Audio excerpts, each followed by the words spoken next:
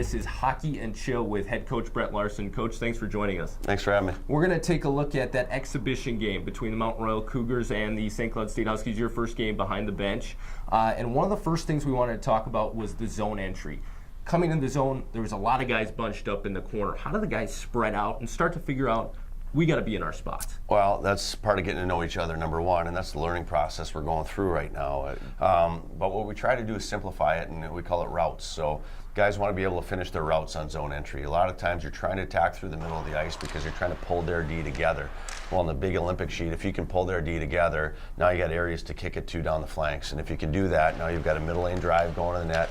You've got a dot lane drive in the weak side. You got a guy driving down the wall with the puck.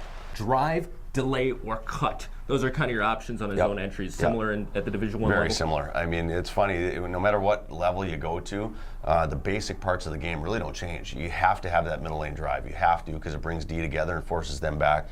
The guy with the puck is taught to drive as hard as he can, and at what point does he decide to put a puck below the goal line to cut and look for late guys, or try to take middle ice. So those things are the basics of the game that really don't change at any level. Here we get the first penalty kill of the season. Very composed, very active sticks, keeping the Cougars to the outside. Well, that's the key, and especially on a big sheet. You know, the one thing you don't want to do is run around.